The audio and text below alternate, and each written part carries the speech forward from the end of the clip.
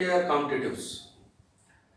This is Koteshwar, author of Science and Technology and Economy from Prabhanjana Publications, and you all know about me in many of online classes. So ఈ రోజు నుంచి మనము group 1 APPSC group 1 mains కి సంబంధించినటువంటి అన్ని క్లాసులు, అదేవిధంగా త్వరలో ఏపీపీఎస్సీ గ్రూప్ 2 కు సంబంధించిన క్లాసులు కూడా మీకు ఈ కేకేఆర్ కాంపిటేటివ్స్ అనే యూట్యూబ్ ఛానల్ ద్వారా ఉచితంగా ఆన్లైన్లో అందించడం ప్రారంభం చేయదలుచుకున్నాము. సో ఏపీపీఎస్సీ గ్రూప్ 1 మెయిన్స్లో సైన్స్ అండ్ టెక్నాలజీ యొక్క ఇంపార్టెన్స్ మనందరికీ తెలిసిన విషయమే. పూర్తిగా 150 మార్కులతో కూడినటువంటి ఒక పేపర్ మొత్తం కూడా ఈ గ్రూప్ 1 ఏపీపీఎస్సీ మెయిన్స్లో సైన్స్ అండ్ టెక్నాలజీ ఉండడం మనందరికి కూడా యాస్పిరెంట్స్ అందరికి కూడా తెలిసినటువంటి విషయమే. ఈ నేపథ్యంలో APPSC group 1 mains science and టెక్నాలజీలో 9 చాప్టర్స్ సిలబస్లో ఇవ్వడం జరిగింది. అవి ఇంతకు ముందు అయితే 15 చాప్టర్లుగా ఉండేవి. కొంతమేర సిలబస్ను పెంచి ఆ 15 చాప్టర్లు అన్నింటినీ కూడా 9 చాప్టర్స్లో మనకి ఇవ్వడం జరిగింది. అయితే మెయిన్స్ ఎగ్జామ్లో కూడా 15 క్వశ్చన్లు అడిగేటువంటి అవకాశం ఉంది. 150 మార్కులకు గాను each question carries 10 marks. So ఇక్కడ మరి 9 చాప్టర్స్ నుంచి 15 క్వశ్చన్స్ ఎలా ఇస్తారు అనేది కనుక మనం పరిశీలించినట్లయితే, నాకు తెలిసినంత వరకు నా అభిప్రాయం ప్రకారము ఇంతకు ముందులాగానే ఒక్కొక్క సెక్షన్ నుంచి 3 క్వశ్చన్స్ ఇచ్చేటువంటి అవకాశం ఉన్నది. అంటే టెక్నాలజీ పార్ట్ నుంచి ఒక్కొక్క సెక్షన్ నుంచి 5 క్వశ్చన్లు ఇచ్చేటువంటి అవకాశం ఉంది.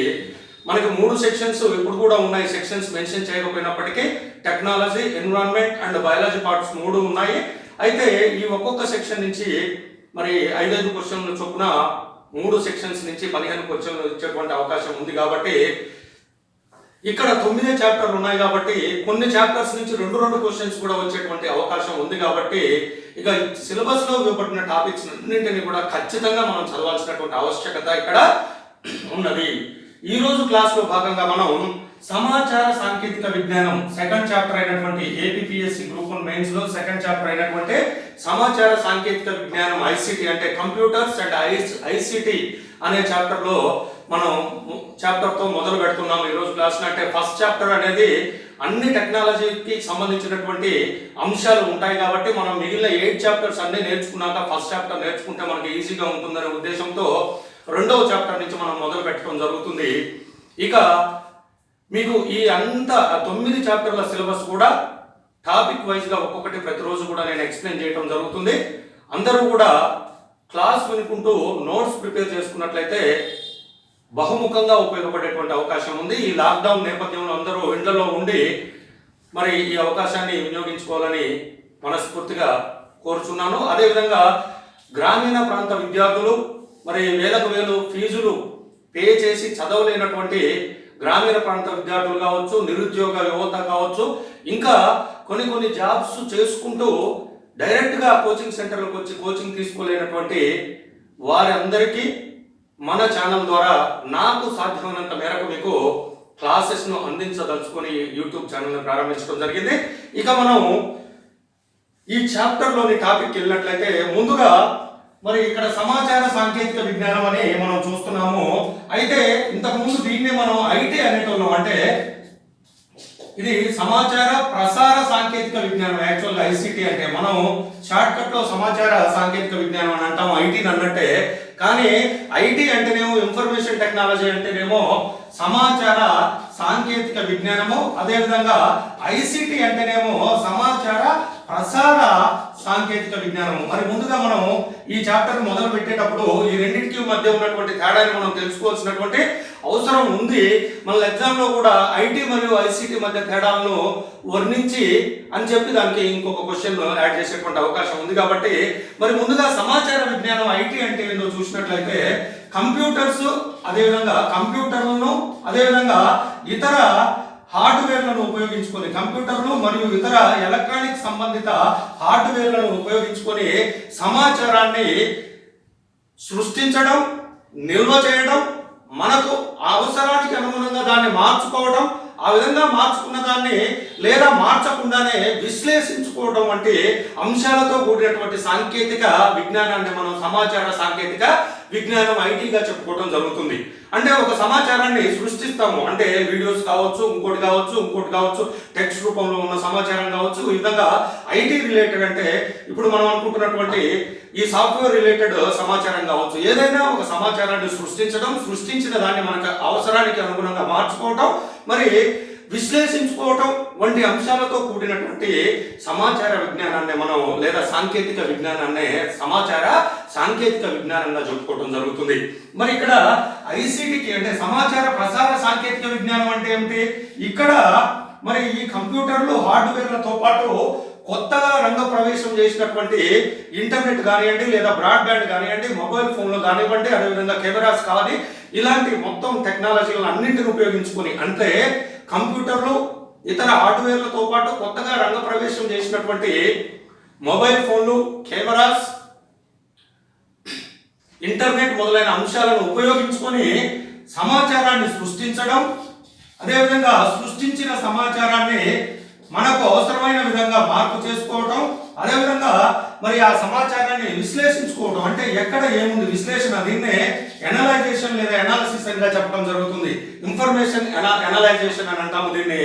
ఆ విధంగా మనం సృష్టించిన సమాచారాన్ని విశ్లేషించుకోవటంతో పాటుగా సమాచారాన్ని ఒక చోటు నుంచి మరొక చోటకి వేగంగా పంపగలగడాన్ని, సమాచారాన్ని ఒక చోటు నుంచి మరొక చోటికి వేగంగా పంపించడానికి ఉపయోగించే శాస్త్ర సాంకేతిక విజ్ఞానాన్ని సమాచార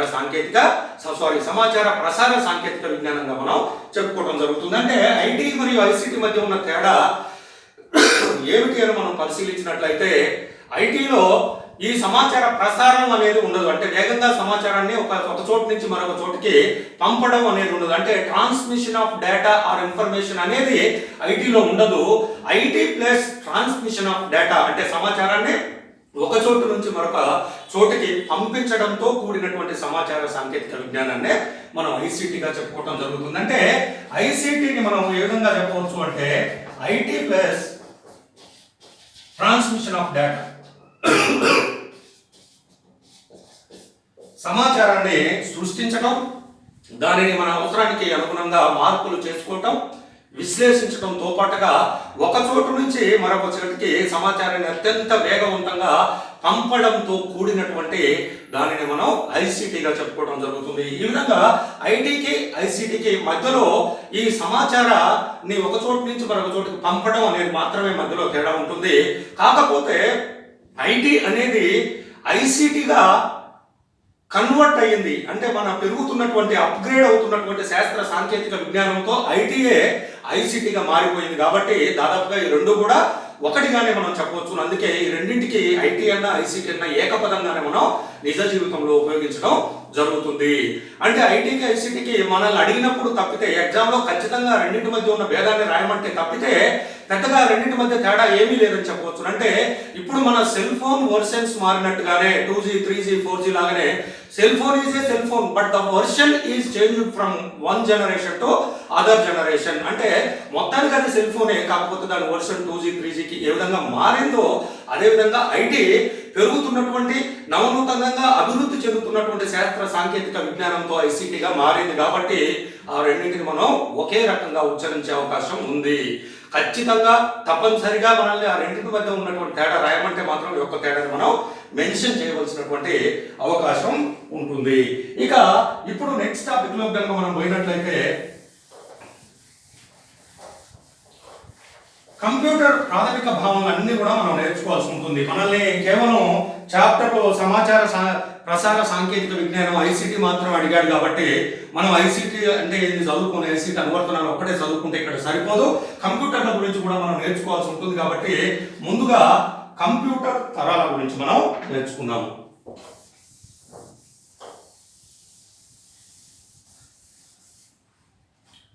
మనం ఐసిటి లేదా ఐటీ అనే చాప్టర్ ని స్టార్ట్ చేస్తున్నాము అంటేనే దాంట్లో కంప్యూటర్ కు సంబంధించినటువంటి అన్ని ప్రాథమిక భావనలు మనం నేర్చుకోవాల్సి ఉంటుంది. The generations of the computers, computer తరాలు. మరి ప్రపంచంలో మొట్టమొదటిసారి ఈ కంప్యూటర్ యొక్క చరిత్రను ముందుగా కొద్దిసేపు కనుక మనం మాట్లాడుకున్నట్లయితే ప్రపంచంలో మొట్టమొదటిసారిగా 1640వ దశకంలో బ్లెయిజ్ పాస్కల్ అనే ఆయన లెక్కలు వేసేటువంటి యంత్రాన్ని కనుగొనడం జరిగింది. దానికి గేర్లు చక్రాలు ముళ్ళులతో కూడి ఉండి అది లెక్కలు వేసేది. ఆ గేర్లు చక్రాలు ముళ్ళులతో కూడి ఉంది కాబట్టి దాన్ని మెకానికల్ కంప్యూటర్ గా చెప్పుకోవడం జరుగుతుంది. కంప్యూటర్ ని కనిపెట్టింది ఎవరయ్యా అంటే బ్లెయిజ్ పాస్కల్. అంటే ఆయన మెకానికల్ కంప్యూటర్ ని కనిపెట్టాడు 1640వ దశకంలో.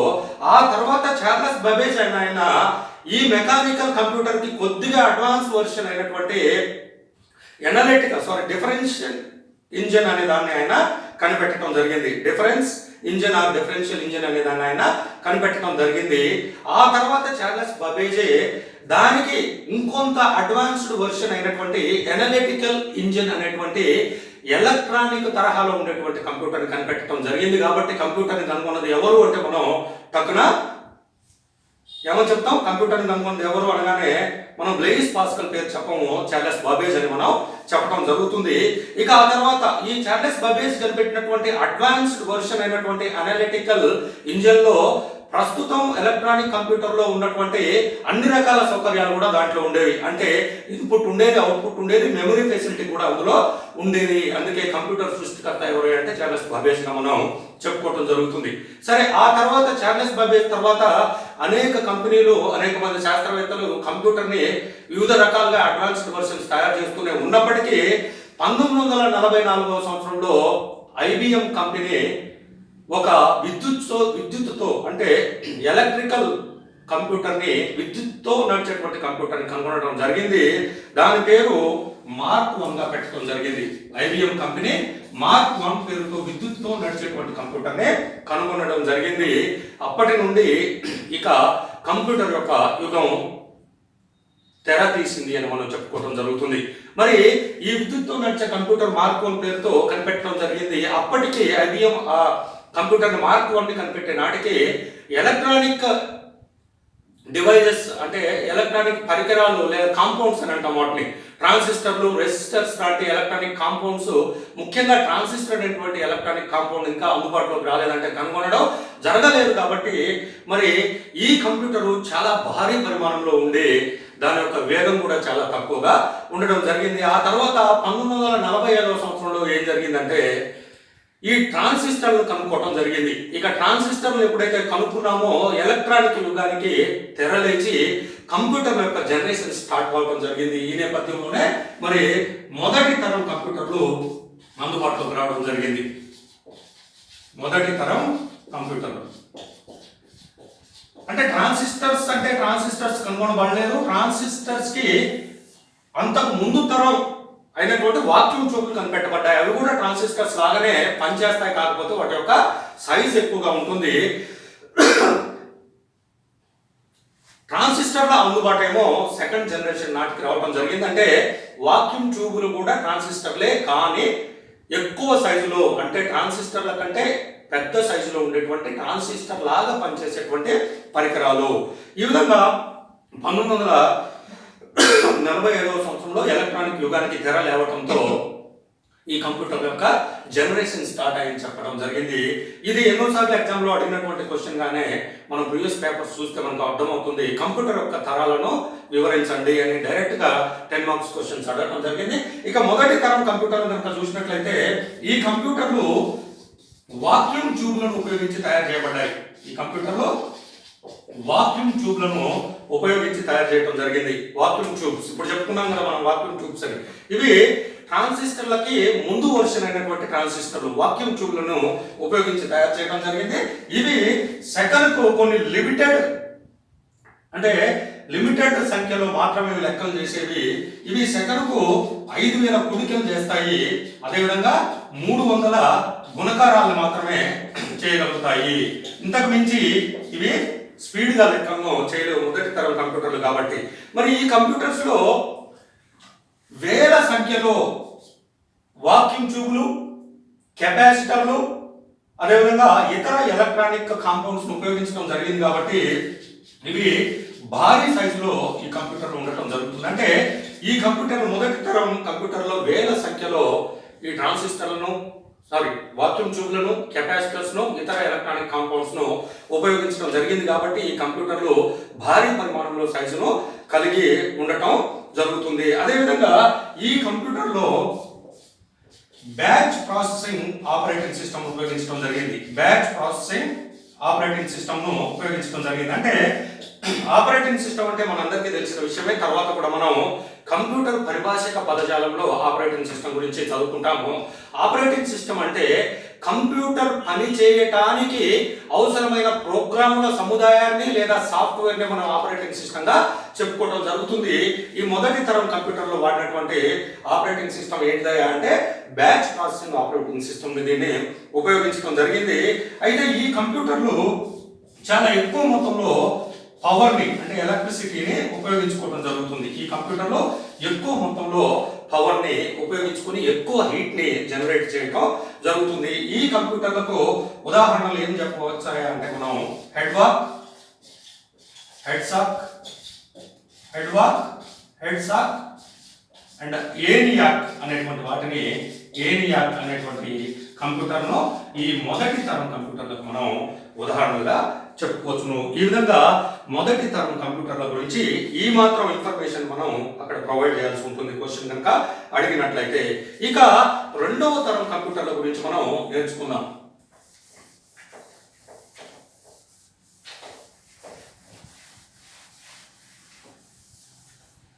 రెండవ తరం కంప్యూటర్లు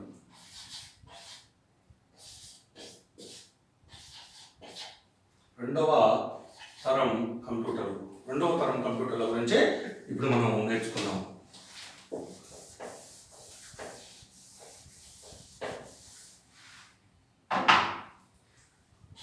రెండవ తరం కంప్యూటర్లు వచ్చే నాటికి ట్రాన్సిస్టర్లు అందుబాటులోకి రావడం జరిగింది. కాబట్టి ఈ రెండవ తరం కంప్యూటర్ని ట్రాన్సిస్టర్లను ఉపయోగించి వాక్యూమ్ ట్యూబ్లకు బదులుగా ట్రాన్సిస్టర్లను ఉపయోగించి ఈ కంప్యూటర్లను తయారు చేయడం జరిగింది. అంటే ట్రాన్సిస్టర్లు అంటే వాక్యూమ్ ట్యూబుల మాదిరిగానే పనిచేసేటువంటి ఎలక్ట్రానిక్ కాంపౌండ్స్, కానీ చాలా చిన్న సైజులో ఉండటం జరుగుతుంది. అంటే ఈ ట్రాన్సిస్టర్లు అనేవి మీరు ఏదైనా రేడియోని కానీ, టెలివిజన్ కానీ లేదా ఇతర ఎలక్ట్రానిక్ డివైస్ని ఇంపదీసినప్పుడు మీకు ట్రాన్సిస్టర్లు అనేవి కనిపించడం జరుగుతుంది. ఈ విధంగా గుండ్రంగా ఉండే దానికి కిందికి 3 కాళ్ళను కలిగి ఉండటం జరుగుతుంది ట్రాన్సిస్టర్ అనేది. ఈ విధంగా ఈ రెండవ తరం కంప్యూటర్లలో వాక్యూమ్ ట్యూబ్లకు బదులు ట్రాన్సిస్టర్లను వాడటం జరిగింది. కాబట్టి వాక్యూమ్ ట్యూబ్లు అనేవి భారీ పరిమాణంలో ఉంటాయి కాబట్టి మొదటి తరం కంప్యూటర్లు భారీ సైజును కలిగి ఉన్నాయి. మరి ట్రాన్సిస్టర్లు చిన్న పరిమాణంలో ఉంటాయి కాబట్టి ఈ కంప్యూటర్ యొక్క సైజు మొదటి తరం కంప్యూటర్తో పోల్చినట్లయితే చాలా చిన్నగా ఉండడాన్ని మనం గమనించవచ్చును. అంతేకాకుండా మొదటి తరం కంప్యూటర్లలో మెమరీ సౌకర్యం లేదు, కానీ ఇక్కడ రెండవ తరం కంప్యూటర్ వచ్చే నాటికి మెమరీ సౌకర్యం కూడా అందుబాటులోకి రావడం జరిగింది. అంటే రీడ్ ఓన్లీ మెమరీ రాలేదు, కానీ ర్యాండమ్ యాక్సెస్ మెమరీ ర్యామ్ అని అంటాము. ఈ ర్యాండమ్ యాక్సెస్ మెమరీ మాత్రం ఇక్కడ అందుబాటులోకి రావడం జరిగింది. అంతేకాకుండా ఈ రెండవ తరం కంప్యూటర్ని ఉపయోగించుకోవటానికి బేసిక్, ఫోర్ట్రాన్, కోబాల్ వంటి కంప్యూటర్ లాంగ్వేజెస్ కూడా అందుబాటులోకి రావడం జరిగింది. అంటే ఇక్కడ మీరు ఒకటి గమనించాలి, కంప్యూటర్ని ఉపయోగించుకోవాలి అంటే మనం కంప్యూటర్ని సినిమాలు చూడటానికి, పాటలు వినడానికి ఉపయోగించుకోవటానికి అయితే మరి ఆ డ్రైవ్స్, ఆడియో వీడియో డ్రైవ్స్ అనేవి డౌన్లోడ్ చేసుకుంటే సరిపోతుంది. అవి కాకుండా మరి కంప్యూటర్ని అనేక రకాల అప్లికేషన్స్లో, అంటే మనం ఏటీఎం సెంటర్కి వెళ్ళి అక్కడ డబ్బులు డ్రా చేయాలంటే ముందుగా మనం కార్డు ఇన్సర్ట్ చేస్తాం. ఇన్సర్ట్ చేసినప్పుడు ఆ కార్డు యొక్క నెంబర్ని అది స్కాన్ చేసి వెంటనే ఆ బ్యాంక్ యొక్క డేటాబేస్కు పంపి అక్కడ చెక్ చేసుకుంటుంది, ఈ అకౌంట్ ఉన్నదా లేదా, ఈ కార్డు ఉన్నదా లేదా. ఉంటే మరి ఆ అకౌంట్లో ఎంత డబ్బులు ఉన్నాయి, మరి మనం ఎంత డబ్బులు విత్డ్రా చేసుకోవడానికి అక్కడ 5,000 10,000 ఎంటర్ చేసాము అనేది అంతా కూడా సెకండ్స్లో, ఫ్రాక్షన్ ఆఫ్ సెకండ్స్లో అంతా కూడా వెరిఫై చేయడం జరుగుతుంది. ఇలాంటి అప్లికేషన్స్ చేయాలంటే ఖచ్చితంగా మరి కంప్యూటర్ లాంగ్వేజెస్, కంప్యూటర్ భాషలు అనేవి అవసరం. కాబట్టి ఆ విధంగా అనేక రకాల అప్లికేషన్స్ ఈ కంప్యూటర్ ఉపయోగించి తయారు చేయడానికి బేసిక్, ఫోర్ట్రాన్, కోబాల్ వంటి అనేక రకాల లాంగ్వేజెస్ అందుబాటులోకి వచ్చాయి. అదేవిధంగా ఈ కంప్యూటర్లో తక్కువ పవర్ని ఉపయోగించుకొని పనిచేయడం జరుగుతుంది. ఈ కంప్యూటర్లో తక్కువ మొత్తంలో పవర్ను ఉపయోగించుకొని పనిచేయడం జరుగుతుంది కాబట్టి తక్కువ ఉష్ణాన్ని కూడా లేదా తక్కువ వేడిని కూడా ఉత్పత్తి చేయడం జరుగుతుంది. అంటే ఏదైనా ఎలక్ట్రానిక్ డివైస్ కానీ, ఎలక్ట్రికల్ డివైస్ కానీ ఎక్కువ మొత్తంలో పవర్ను ఉపయోగించుకుందంటే ఉత్పత్తి అయ్యేటువంటి ఉష్ణము లేదా హీట్ కూడా ఎక్కువ మొత్తంలో ఉంటుంది. తక్కువ పవర్ను ఉపయోగించుకున్నాయి కాబట్టి మరి తక్కువ మొత్తంలో హీట్ను వీటిని ఉత్పత్తి చేయడం జరుగుతుంది. ఇక ఇక్కడ చూసినట్లయితే ఈ కంప్యూటర్లో మొదటి తరం కంప్యూటర్ల కంటే తక్కువ ధరకే, అంటే these computers are available at cheaper cost comparing to the first generation computers. అంటే మొదటి తరం కంప్యూటర్ల కంటే తక్కువ ధరలో ఇవి లభించడం జరుగుతుంది. ఈ కంప్యూటర్లో కూడా 2 రకాల ఆపరేటింగ్ సిస్టమ్స్ ని వాడటం జరిగింది. బ్యాచ్ ప్రాసెసింగ్ ఆపరేటింగ్ సిస్టమ్ ని ఇక్కడ వాడటం జరిగింది. బ్యాచ్ ప్రాసెసింగ్ ఆపరేటింగ్ సిస్టమ్ ని వాడటం జరిగింది. అదే విధంగా ఇక్కడ మల్టీ ప్రోగ్రామింగ్ ఆపరేటింగ్ సిస్టమ్ కూడా ఇక్కడ ఉపయోగించడం జరిగింది. మల్టీ ప్రోగ్రామింగ్ ఆపరేటింగ్ సిస్టమ్ కూడా ఈ కంప్యూటర్ లో ఉపయోగించడం జరిగింది. అంటే మొదటి తరం కంప్యూటర్లో చూసినట్లయితేనేమో కేవలం బ్యాచ్ ప్రాసెసింగ్ ఆపరేటింగ్ సిస్టమ్ మాత్రమే అక్కడ ఉపయోగించడం జరిగింది. ఈ రెండవ తరం కంప్యూటర్ లో బ్యాచ్ ప్రాసెసింగ్ ఆపరేటింగ్ సిస్టమ్ తో పాటు మల్టీ ప్రోగ్రామ్ ఆపరేటింగ్ సిస్టమ్ కూడా ఉపయోగించడం జరిగింది. ఈ కంప్యూటర్లకు ఉదాహరణ కనుక చూసినట్లయితే IBM 1401, RCA 501 అనే వాటిని కంప్యూటర్లకి ఉదాహరణలుగా మనం చెప్పుకోవచ్చును. అంటే రెండవ తరం కంప్యూటర్లకు ఉదాహరణలో IBM 1401 అదేవిధంగా RCA 501 అనేటువంటి కంప్యూటర్లని మనం ఈ రెండవ తరం కంప్యూటర్లకు ఉదాహరణగా చెప్పుకోవడం జరుగుతుంది. ఇక ఇదంతా కూడా రెండవ తరం కంప్యూటర్లు. అంటే మొదటి తరం కంప్యూటర్లకి రెండవ తరం కంప్యూటర్లకు మధ్య ఉన్నటువంటి వ్యత్యాసం ఏందయ్యా అంటే కేవలం వాక్యూమ్ ట్యూబ్లకు బదులుగా ట్రాన్సిస్టర్లు ఉపయోగించారు కాబట్టి వాటి యొక్క సైజు తగ్గింది. మరి సైజు తగ్గింది, అదేవిధంగా ట్రాన్సిస్టర్లు ఉపయోగించారు కాబట్టి అవి తీసుకునేటువంటి పవర్ కూడా తగ్గింది. దాంతో ఉత్పత్తి చేయబడేటువంటి ఉష్ణము లేదా హీట్ కూడా లేదా వేడి కూడా తగ్గింది. అంతేకాకుండా ఈ ట్రాన్సిస్టర్లు అనేవి చాలా తక్కువ ధరకే లభ్యమవుతాయి కాబట్టి కంప్యూటర్ యొక్క కాస్ట్ కూడా ఇక్కడ తగ్గడం జరిగింది. మరి అదేవిధంగా మెమొరీ సౌకర్యాన్ని కూడా ఇక్కడ అందుబాటులోకి తీసుకుని రావడం జరిగింది. ఈ విధంగా రెండవ తరం కంప్యూటర్లకు సంబంధించినటువంటి అంశాలను మనం ఈ మాత్రం మేర మరి ఎగ్జామ్లో ప్రజెంట్ చేయాల్సి ఉంటుంది.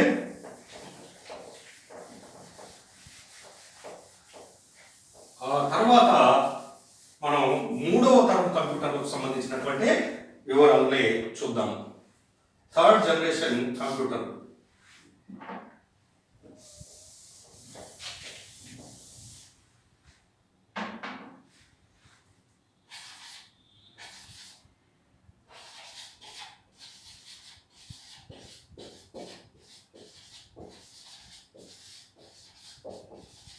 మూడవ తరం కంప్యూటర్లు. మరి మూడవ తరం కంప్యూటర్లో జరిగినటువంటి డెవలప్మెంట్స్ ఏంటివి? ఇక్కడ ఒకటి గమనించాలి మనం. తరం ఏదైనా ఒక డివైస్ కానివ్వండి, టెక్నాలజీ కానివ్వండి, దాని జనరేషన్ మారింది అంటే పాత జనరేషన్ కంటే కొంతమేర టెక్నాలజీ అభివృద్ధి చెందించబడి మరి మనకి అనుగుణంగా ఉండేటువంటి ఫీచర్స్ పెంచబడ్డాయి అని దాని అర్థంగా మనం గమనించాలి. అది ఏ రకమైన టెక్నాలజీ అయినా కావచ్చు, కానీ మనం అది జనరేషన్ మారింది అంటే ఇంకొద్దిగా అడ్వాన్స్డ్ ఫీచర్స్ మనకి అందుబాటులోకి వచ్చాయి. ఎందుకు అందుబాటులోకి వస్తాయి అడ్వాన్స్డ్ ఫీచర్స్ అంటే టెక్నాలజీ మరికొంత అభివృద్ధి చెందించడం జరిగింది కాబట్టి అడ్వాన్స్డ్ ఫీచర్స్ అన్ని మనకు అందుబాటులోకి రావడం జరుగుతుంది. ఇక్కడ మూడవ తరం కంప్యూటర్లు కనుక చూసినట్లయితే 1960 నుంచి 75. ఇక్కడ ఒక విషయం ఇందాక మర్చిపోయాం మనం. మొదటి తరం కంప్యూటర్లు అయితేనేమో 1945 నుంచి 1958 వరకు ఉన్నాయి. రెండవ తరం కంప్యూటర్లు అయితేనేమో 1958 నుంచి 1965 వరకు కూడా మరి అవి అందరూ ఉపయోగించడం జరిగింది. ఆ తర్వాత మూడవ తరం కంప్యూటర్లు 1965 నుంచి 1975 వరకు వీటి యొక్క జనరేషన్ మనం చెప్పుకోవడం జరుగుతుంది. ఇక మూడవ తరం కంప్యూటర్లు కనుక చూసినట్లయితే ఈ కంప్యూటర్లని ఇంటిగ్రేటెడ్ చిప్స్ ఉపయోగించి తయారు చేయడం జరిగింది. Integrated circuits integrated circuits, ICs అని అంటాము. ఇవి మీరు కూడా ఏదైనా పాత రేడియోని టీవీని ఇప్పదీస్తే కనుక ఐసీస్ కూడా మనకి కనిపించడం జరుగుతుంది. ఐసీస్ అంటే ఏం లేదు, చాలా తక్కువ సైజులో ఉండేటువంటి ట్రాన్సిస్టర్, రెసిస్టర్స్, కెపాసిటర్తో కూడినటువంటి ఒక నెట్వర్క్ను చిన్న పలక మీద సూక్ష్మీకరిస్తే దాన్నే ఇంటిగ్రేటెడ్ సర్క్యూట్ లేదా ఐసీగా మనం చెప్పుకోవడం జరుగుతుంది. ఐసీస్ అన్ని చిన్న పలకలాగా ప్రింటెడ్ సర్క్యూట్ బోర్డ్ లాగా ఉంది. ఇక్కడ ట్రాన్సిస్టర్లు, కెపాసిటర్లు, ఇంకా ఇతరత్ర ఎలక్ట్రానిక్ కాంపౌండ్స్ తో ఆ ఒక సర్క్యూట్ మొత్తం పూర్తి చేయడం జరుగుతుంది. ఒక నెట్వర్క్ లేదా ఒక సర్క్యూట్ చిన్న పలక మీద సూక్ష్మీకరించడం జరుగుతుంది. వాటిని మనం ఇంటిగ్రేటెడ్ సర్క్యూట్స్ గా చెప్పుకోవడం జరుగుతుంది. ఈ కంప్యూటర్లు ఇంటిగ్రేటెడ్ సర్క్యూట్స్ ఉపయోగించి తయారు చేయడం జరిగింది. ఇక ఈ కంప్యూటర్ యొక్క వేగం పెంచబడింది. యారో పైకి ఉన్నట్లయితే అది పెరిగినట్లు, యారో కిందకు ఉన్నట్లయితే తగ్గినట్లుగా మనం అర్థం చేసుకోవాలి. ఇక రెండవ తరం కంప్యూటర్తో పోలిస్తే మూడో తరం కంప్యూటర్ యొక్క వేగం పెంచబడింది. అదేవిధంగా ఇక ఎప్పుడైతే మీరు చూడండి, ఇక్కడ ఒకటి సీక్వెన్స్ ను గమనించాలి. మొదటి తరం కంప్యూటర్లో వాక్యూమ్ ట్యూబ్లు ఉపయోగించాం కాబట్టి వాటి సైజ్ చాలా పెద్దగా ఉంది. రెండో తరం కంప్యూటర్లో ట్రాన్సిస్టర్లు ఉపయోగించాం కాబట్టి మరి వాక్యూమ్ ట్యూబ్ల కంటే ట్రాన్సిస్టర్ల సైజ్ చాలా తక్కువగా ఉంటుంది కాబట్టి టోటల్ గా కంప్యూటర్ సైజ్ కూడా తగ్గింది మొదటి తరంతో కంపేర్ చేసినప్పుడు రెండో తరం యొక్క సైజు. అదేవిధంగా ఇక్కడ ఐసీస్ ఇంటిగ్రేటెడ్ సర్క్యూట్స్ అనేవి ఇంకా తక్కువ సైజులు కలిగి ఉంటాయి ట్రాన్సిస్టర్ల కంటే, కాబట్టి ఇక్కడ ఇంకా సైజు కుదించబడింది. మూడో తరం కంప్యూటర్స్ వచ్చే దానికి సైజు రెండవ తరం కంప్యూటర్ తో పోల్చినప్పుడు భారీగానే ఇక్కడ కుదించడం జరిగింది. ఆ తర్వాత ఇవి రెండవ తరం కంప్యూటర్తో పోల్చినట్లయితే ఖరీదైనవి. రెండవ తరం కంప్యూటర్లతో పోల్చినట్లయితే మూడవ తరం కంప్యూటర్లు ఖరీదైనవి. అదేవిధంగా ఇవి రెండవ తరం కంప్యూటర్ల కంటే తక్కువ పవర్ను ఉపయోగించుకొని పనిచేస్తాయి.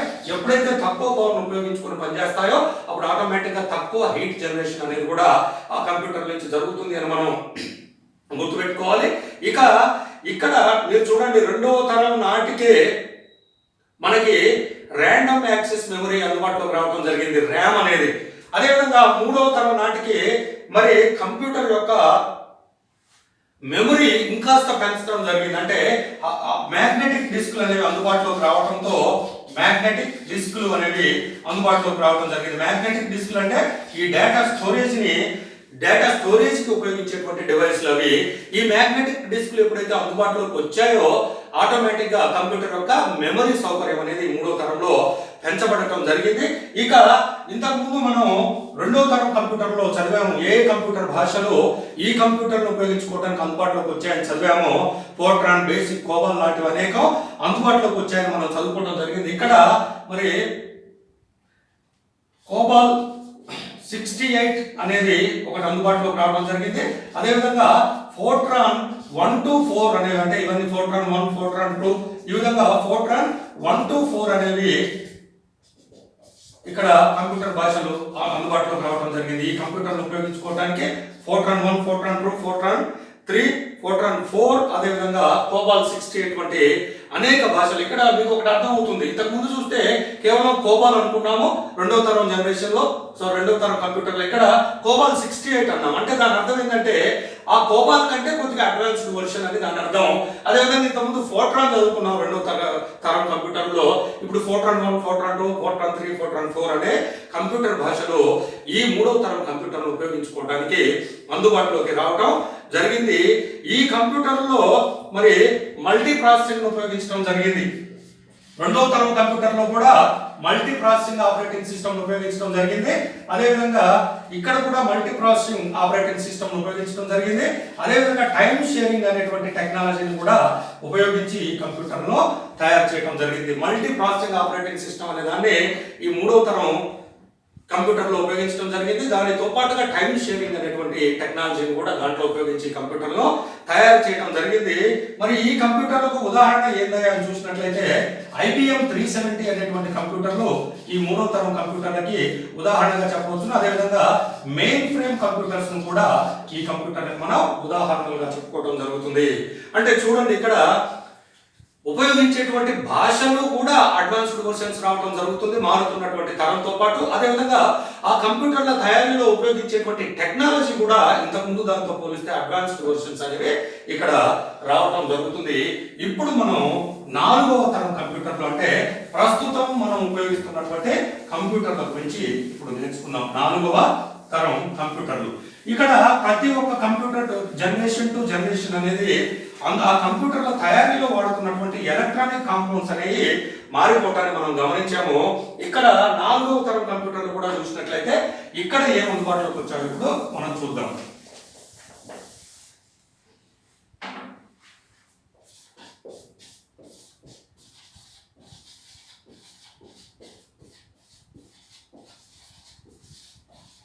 నాలుగవ తరం కంప్యూటర్లు. ఈ కంప్యూటర్లో కనుక చూసినట్లయితే మైక్రో ప్రాసెసర్లను ఉపయోగించి ఈ కంప్యూటర్లు తయారు చేయడం జరిగింది. అందుకే మీ దగ్గర ఎప్పుడైనా కంప్యూటర్ ఉంటే దాంట్లో ఎప్పుడైనా రిపేర్ వచ్చి మనం మెకానిక్ షాప్కి తీసుకొని పోతే కంప్యూటర్ రిపేరింగ్ షాప్కి మైక్రో ప్రాసెసర్ ఏదో దెబ్బతిన్నది, లేకపోతే హార్డ్ డిస్క్ దెబ్బతిన్నది అనే అంశాన్ని మనం వింటూ ఉంటాము. ఈ 4వ తరం కంప్యూటర్ని మైక్రో ప్రాసెసర్లను ఉపయోగించి తయారు చేయడం జరిగింది కాబట్టి వీటిని మైక్రో కంప్యూటర్లు అని చెప్పడం జరుగుతుంది. మరి మైక్రో ప్రాసెసర్ అంటే ఏందయ్యా అని అంటే, ఇంతకు ముందు 3వ తరం కంప్యూటర్లో మనం ఏమన్నాం, ఇంటిగ్రేటెడ్ సర్క్యూట్స్ ఐసీలను వాడాము. ఇక్కడ అనేక ఐసీలను, వందలు వేల సంఖ్యలో ఐసీలను ఒక చిన్న ప్రింటెడ్ సర్క్యూట్ బోర్డు మీద కనుక, దీన్ని పీసీబీ అని అంటాం, ఈ బోర్డుని వందల వేల సంఖ్యలో ఉండేటువంటి ఐసీలను, ఇంటిగ్రేటెడ్ సర్క్యూట్లను సూక్ష్మీకరించి ఒక ప్రింటెడ్ సర్క్యూట్ బోర్డు మీద అమర్చినట్లయితే దానిని మనం మరి ఈ మైక్రో ప్రాసెసర్ గా చెప్పడం జరుగుతుంది. ఇదంతా మైక్రో ప్రాసెసర్. మరి ఇవన్నీ కూడా ఆ డబ్బాలుగా ఉన్నాయని కూడా ఇవన్నీ ఐసీస్, ఇంటిగ్రేటెడ్ సర్క్యూట్స్ అన్నమాట. ఇవన్నీ ఐసీస్ అన్నమాట. ఈ విధంగా ఒక బోర్డు మీద, దాన్ని మనం టెక్నికల్ లాంగ్వేజ్ లో ప్రింటెడ్ సర్క్యూట్ బోర్డు పీసీబీ అని అంటాము. వందల వేల సంఖ్యలో ఉండేటువంటి ఐసీలను ఒక ప్రింటెడ్ సర్క్యూట్ బోర్డు మీద సూక్ష్మీకరించినట్లయితే దాన్నే మైక్రో ప్రాసెసర్ గా చెప్పుకోవడం జరుగుతుంది. ప్రస్తుతం మరి మనం ఈ జనరేషన్ లోనే ఉన్నాం కాబట్టి వీటినే మైక్రో కంప్యూటర్లు అని అంటాము. మరి ఎప్పుడైతే చూడండి తరం టు తరం ఏం జరుగుతుంది, జనరేషన్ టు జనరేషన్ ఏం జరుగుతుంది అంటే సైజు బాగా కుదించబడుతుంది.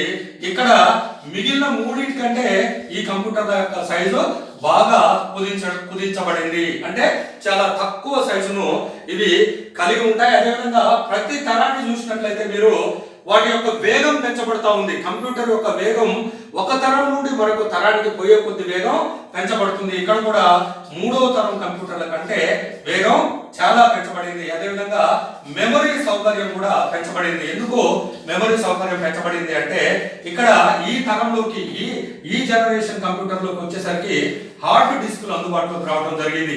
అంటే హార్డ్ డిస్క్లు అంటే మనందరికీ తెలిసిందే, ఇదంతా ఎక్స్టర్నల్ మెమరీ అంటాము. ఎంత మెమరీ పెంచుకోవాలంటే అంత పెద్ద హార్డ్ డిస్క్ మనం ఉపయోగించుకోవడం జరుగుతుంది. కాబట్టి 4వ తరం కంప్యూటర్లకు వచ్చే నాటికి మెమరీ సౌకర్యం కూడా విస్తృతం గావించబడింది.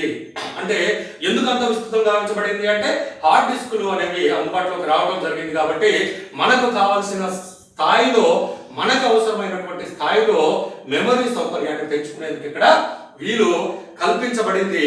ఇక ఈ తరం కంప్యూటర్లు మనం మూడు రకాల కంప్యూటర్లుగా వర్గీకరించవచ్చును.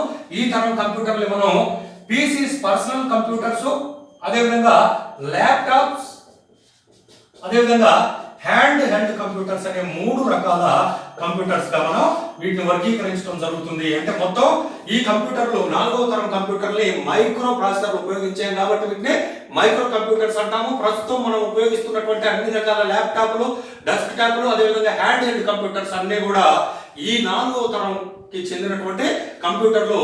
ఇవి కనుక ఈ 4వ తరం కంప్యూటర్లు కనుక చూసినట్లయితే 3వ తరం కంప్యూటర్లు 1975 వరకు ఉన్నాయి.